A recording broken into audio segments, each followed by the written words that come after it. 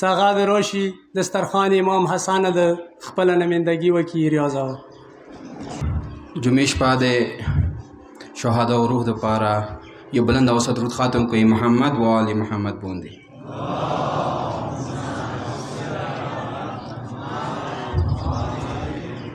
اعوذ بالله من الشیطان الرجیم بسم الله الرحمن الرحیم بأي ذنب قتل. دوستانو لکه څنګه تاسو خبر یوئ چې د یو عظیم والدینو قتل شوی دی، لکه څنګه کتابو کې لیکلی دی ابوکا علمکا. د انسان منوي پلار څوک کوم دی؟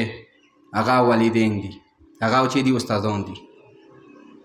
یعنی کوم احکام څه یا اخلاق آدابو کې ذکر شوي دي چې شي دپاره والدینو دپاره چې د پلار به څومره عظمت کوي، د پلار به څومره قدر کوي، همدغه ټوله قدرونه چې شي دپاره دي یوه استاد دپاره هم دي. ویلې هغه د انسان معنوي پلار دی.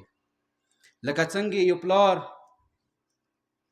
خپل بچی تربیت دپاره هر قسم ته مشکلات برداشت کوي، اندې شان سره استاد هم یو دی چې هغه خپلو کوم بچي د سکول کې کلاس کې کوم بچي ورسره دي وریا ځایونه به هغه زحمت کوي، تکلیف به کوي چې ورته ته دا څه بچي همداسې ضایع لاړ نه شي. یعنې خپل کوم کوشش وي هغه کوي چې هغه خپل بچیو ته صحیح تربیت ورکړي. پس دغه د استاد سلسله اوس نه چې ته وایي چې دا استاد سلسله اوس نه شروع شوي دی. اول استاد کوم دی؟ پروردګار امام خمینی رحمت الله علیه دی ارشاد کوي چې اول استاد کوم دی؟ هغه پروردګار عالم دی. لکه د قرآن آیات دی وعلم آدم الاسماء کلها، چې حضرت آدم علیه السلام او بی حوا ته پروردګار عالم ټول علم ورکړلو. یعنی علم ورکول چا کار دی؟ د استاد کار دی. پس ټولو نه اول استاد څوک دی؟ پروردګار عالم دی. خو پروردګار عالم بیا څه وکړل؟ دغه انسانیت دپاره انبیا راوستول چې هغه څه وکړي؟ دغې لیارې باندې دغه تربیت لیاره وښیي دغو خلکو ته، کوم امت یې دغه ته لیاره وښیي. هم اوس پکې انبیا چې شول هغه هم استادان شول. یعنی استاد درجې ته درته ښیم چې استاد کومه درجه دی.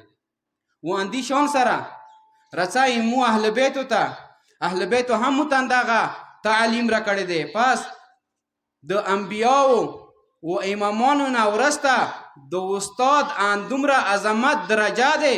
وینې لکه څنګه هغوی مو ته تربیت ښیلی دی، هغه لیاره د پروردګار مو ته ښیي.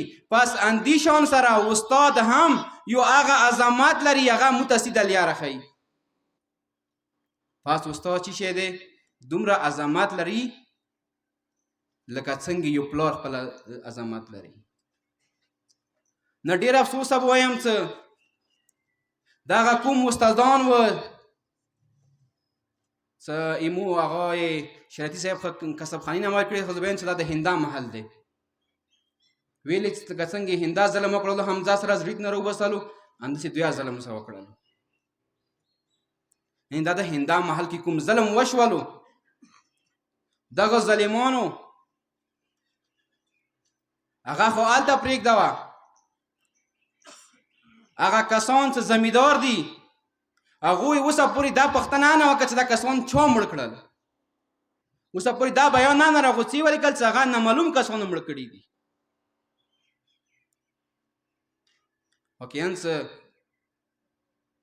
دغه کسان چې نن ادارو کې غټو عهدو باندې ناست دي، لږ دوی خپل ټایم کې ځان سوچ وکړي چې زه وړوکی وم ما ته به یو استاد تربیت راکړی وي. پکار دی دوی ځان دپاره دغه سوچ ضرور ځان سره وکړي چې ما استاد څنګه و. هغه نه بعد دوی ته بیا احساس وشي چې دغه استادان کوم قتل شوي دي، کوم شهیدان شول، کوم ظلم سره شهیدان شوي دي. د آیت الله خویي زمانې کې چې کله کردیانو سره مسالې راغللې، آیت الله خویي فتوا ورکړله چې دوی سره معاملات حرام دي.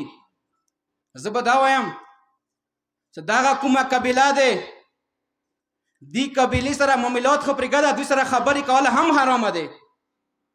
زه خپل سکرټري ته دغه پیغام ورکوم چې دغه کومه قبیله دی ویلې خبرې جرګې چې کومې دي هغه انسانو سره کیږي. کوم کاس انسان هغه وي چې هغه خبرې باندې پوهېږي، هغه په انسانیت طریقې باندې پوهېږي. ځناور سره پورې چا خبرې نه دي کړي، اوسه پورې چا ځناور سره معاملې نه دي کړي. دغه ځناور نه یا بدتر دي چې کله ځناور نه بدتر شول داسې خلکو سره نه معاملې کیږي نه جرګې کیږي. داسې نه چې پرېږدوي دا خلک. وایي دوی ذهن ته زه دا خبره واچوم ته به ډاډه وي دې باندې چې افغانستان کې طالبانو حکومت راغلی دی. دې وجې نه ورته نن دمکې مترکوي، یا به ما استادان شهیدوي یا به ما خلک شهیدوي. خدای یاد وساته چې کربلا کې صرف 72 کسان و مقابل کې لکاو لښکر ولاړ و، خو هغه 72 خپل کومه ایمان و ایمان باندې هغه پروردگار باندې کوم ایمان و هغوی ورسته نشول بلکې ډډ کر مقابله یې وکړله. نن ظالم هغه حکومت هغه کسان چې هغه اسلام نه مني هغوی ته یا پته شته دی چې کربلا کې هغه 72 ټول شهیدان شول، خو جنگ چا وګټلو؟ جنگ هغه 72 وګټلو نه چې هغه لکاو پوځ وګټلو.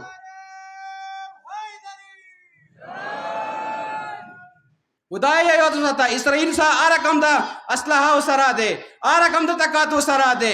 اندسې کله هغوی د لبنان په مقابله کې راپاڅېدل 32 دن جنگ هغوی ته نن ورځې پورې یاد دی. نن که چیرې حزب الله والا یا لبنان والا څه خبره کوي هغوی جواب نشي ورکولی. ویلي هغوی ته 32 دن کې د هغوی طاقت د هغوی پاور پاته ولګېدله چې دغه یو داسې د اهل بیتو پیروکار دي چې دا هېڅ کله ورسته نه کېږي. که چیرې حمله یې وکړله دا هغه خپل ځان نه ورکوي او خپل مذهب نه دفاع هم کولی شي.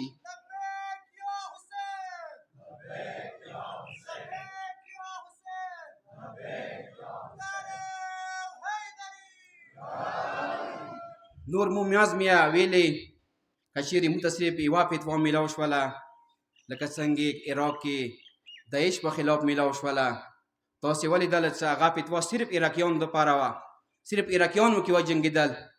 هغه پیروکار د مجتهدینو هغه پیروکار د اهل بیتو چې هغوی دنیا والا ورته وښیله چې هغه ځای کې فوج نه و موجود بلکې څوک و حشد شبی هغه کسان چې هغه عوام الناس وي حشد شبی نما دی هغوی پاڅېدل چې هغه د مجتهدینو پیروکار و.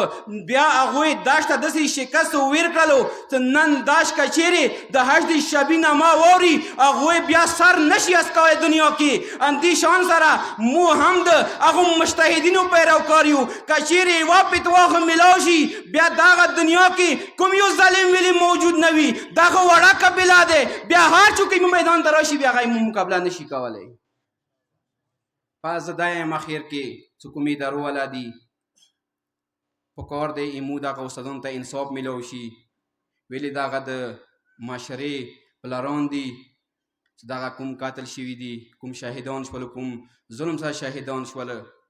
زه به دا وایم چې ایمو خو دا میراث دی چې موږ ته شهادت کوم دی دا د موږ میراث دی. لکه څنګه کوپې کې مسلم مسافر شهید شول ولمون لاړ وو همداسې ایمو دغه استادان هم چې ته لاړ وو ولمه نه لاړو به تورې ولمون وه هلته خپله ډیوټۍ کړه شهیدان شول. السلام علیکم ورحمة الله وبرکاته.